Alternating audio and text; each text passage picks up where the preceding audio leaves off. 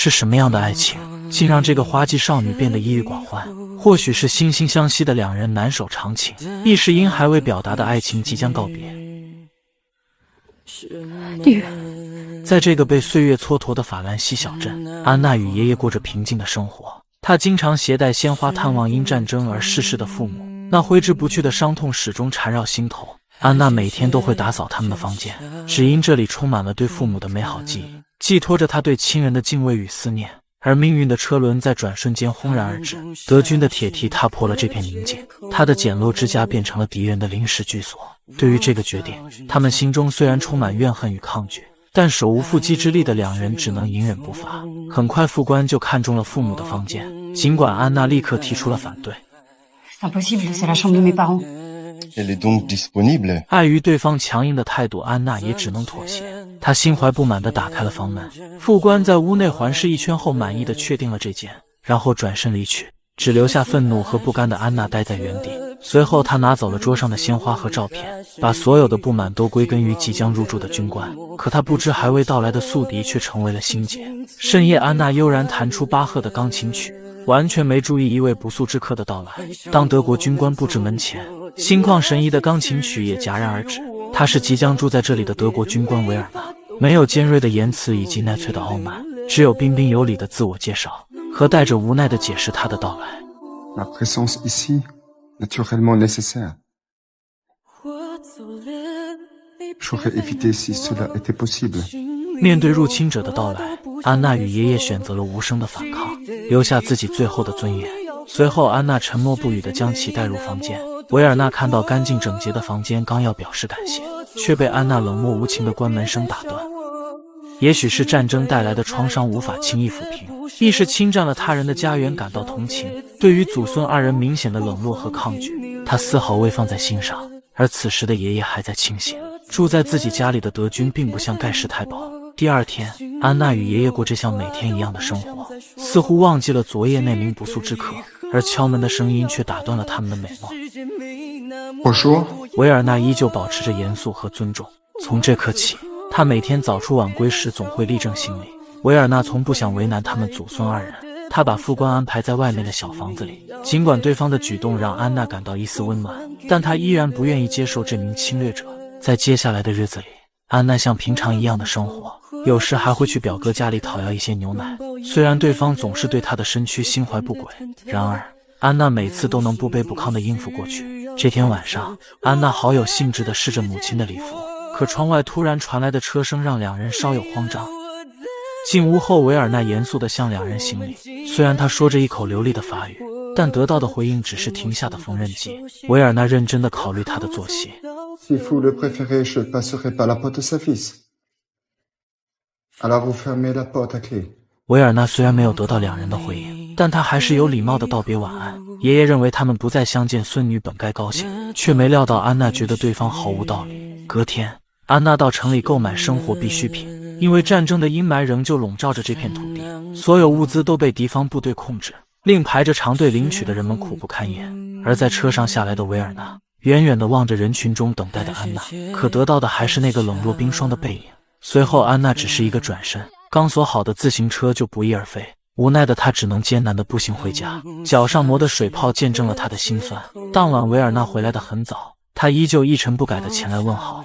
原本他的职位不必这样客气，可他仿佛生来就是彬彬有礼。但无论他说什么，祖孙俩都以沉默回应此间的交流方式。可维尔纳却未因对方冷漠而感到愤怒，反倒提起了自己的遭遇，声称他在童年时期见证了战争的残酷，自己的父母也是因此英勇牺牲。在他眼中，无论是哪个国家，都在战争中失去过亲人与挚爱。他尊敬那些热爱自己国家的人们，正如他所热爱的法国一样。维尔纳的自言自语仿佛在说着身不由己。而此时，爷爷想听孙女的钢琴曲，却被心中充满家仇国恨的安娜拒绝。随后，安娜狠狠地将琴盖合拢。自从安娜丢失了自行车后，无论她要去哪里，只能依靠自己的双脚。身为一名钢琴教师，她不忍心将自己的学生丢弃，只能一瘸一拐地伴随着酸痛前行。正当她准备在路边稍作休息时，命运却戏弄般安排了一场意外的偶遇。德军的汽车恰巧从她的身边经过，彬彬有礼的维尔纳本想伸出援助之手，希望能够安抚战争给对方带来的伤痛，却没想到无动于衷的安娜只是贴着他的身边走开，看着对方沉默不语满身的傲骨，维尔纳也只能无奈的离去。而此时安娜的脚已经疼痛难忍，终于在轿车远去后浑身疲惫地瘫坐在地。那晚维尔纳早早的归来，他回到房间更换了便装，首次走进了安娜与爷爷的客厅。他称今天的天气很冷，请允许他在壁炉温暖一下冻僵的身体。然而屋内却静寂无声，没有人开口，但也没人拒绝。随后维尔纳蹲在温暖的壁炉旁，感叹着自己仿佛回到了家中。他看着书柜上琳琅满目的书籍，心中充满了对法国作家的欣赏和赞扬。随后他提及了曾经的辉煌，他也曾是一名音乐家。Certains sont dans l'armée par la vocation. Chez nous, c'est un peu la tradition familiale. Nous n'avons pas vraiment le choix. 有着良好家庭教育的维尔纳，浑身都散发气定神闲的儒雅，在他英俊的面孔和挺拔的身姿下，到处都彰显着优雅和谦逊。当这些优点都放在一个男人身上，绝对可以让万千花季少女无法抗拒。安娜的内心不再像以前那样的平静，她开始偷偷观察对方，恰巧看到邻居的孩子摔倒，只见她急忙抱起对方交到邻居手里。维尔纳的每一个动作都充满了暖意，从此安娜的抵触与愤怒渐渐消失，从冷漠到温情，从敌意到意乱情迷。她甚至开始期盼着对方归去来袭，貌似只有见到维尔纳才能有睡意。Déjà? Vous voulez pas faire une petite partie d'échecs? 话音刚落，他就听到了熟悉的声音。此时安娜内心充满了不安，无处安放的肢体已不隶属身躯。而归来的维尔纳像往常般示好的问候，随后依然是自言自语的来到壁炉旁边。他鼓起勇气向安娜说出了心中的秘密。Moi, ce que j'aime dans la mer, c'est son silence. Je ne parle pas de non, les ressacs. Enfin, je parle de ce qui est caché. Des filles. La mer est silencieuse, mais il faut savoir l'écouter. 维尔纳的暗示让安娜心跳加速，虽然爷爷没有直接捅破，但从眼神中已经看出双方的情愫，何况对方如此明显的独白，更让懵懂的少女无法抗拒。当晚安娜就审视已经成熟的身躯，她很清楚他们所在的立场不同，这段感情还没开始就已宣判死亡。很快圣诞节即将来临，安娜换上了母亲留下的礼服，勾勒出了她若隐若现的身材。当爷爷邀请她一起参加城里的宴会时，她却无动于衷。无奈之下，爷爷只能独自前往。随后稍有失落的安娜独自坐在壁炉旁，内心悄无声息地被思念占为所有。没过多久，心中期盼的男人终于出现在身后，哪怕只有片刻时光，也会令安娜复杂的内心稍有安慰。随后维尔纳缓缓地走到了安娜身旁，手指轻轻抚过着她的座椅。Le jour où je suis arrivé, vous jouiez le prélude de Bach. C'est le plus beau, le plus pur. 安娜竭力地控制着自己的呼吸，一股强烈的情绪在心中涌动。紧接着身后的琴声响起，这正是两人初次见面时安娜所弹的曲目。琴声如春风般拂过风静的心灵，让纷扰的战乱在此刻归于寂静。貌似他们是一对恋人相依而坐。片刻后，美妙的琴声戛然而止，安娜平静的心灵再次波涛汹涌。维尔纳起身缓缓地走向安娜，他的手再一次碰触对方的椅子，而此时安娜微微颤抖的脖颈却透露出那渴望与恐惧交织的情绪。Je vous souhaite une bonne Noël. 最终安娜只得到了一句祝福，或许这也是对方回来的目的。当维尔纳走后，安娜在不知不觉中感到悲伤，失落的情绪瞬间涌上了心头。她偷偷跑到维尔纳的房间，贪婪地吸附对方留在围巾上的味道，偷偷翻看从德国家乡邮寄来的信件。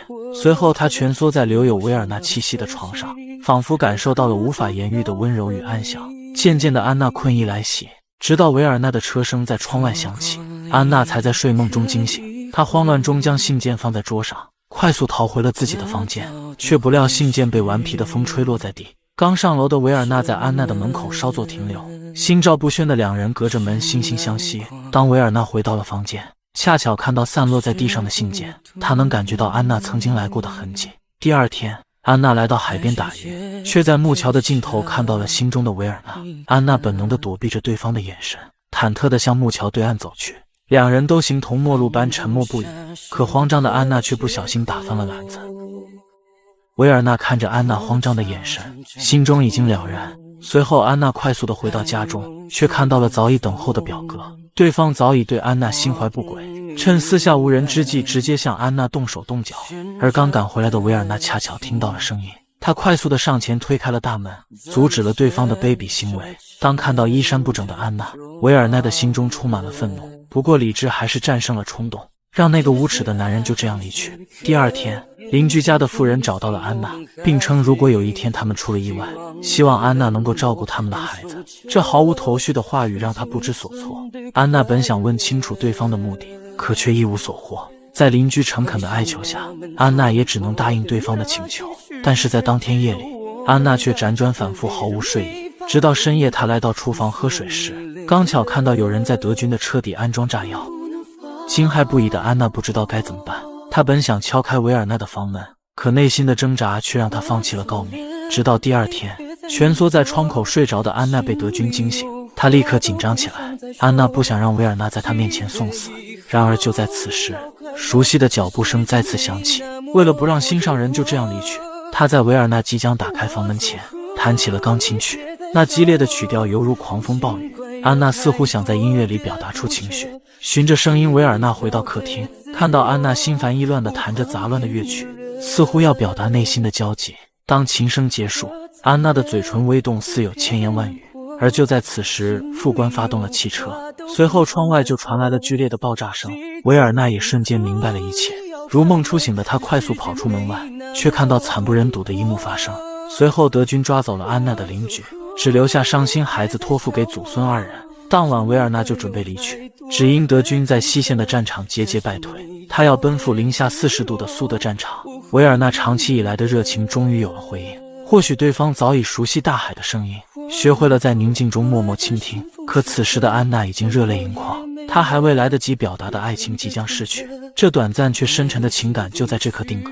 此时的安娜仿佛失去了言语的能力，无法坐以待毙的安娜追了出去，她颤抖着身体站在车前哭泣。随后维尔纳走下了汽车，两人四目相对，心生爱意，但安娜却只说出了再见。此时维尔纳的眼神中出现了欢喜，随即又变得平静。两人都心知肚明，他们注定不能走到一起。沉浸入海让他们学会了聆听，从此两人不再相见。安娜也加入了反纳粹的抵抗组织，这是战争中遇到的敌对爱情，将一段美好的佳话扼杀在摇篮里。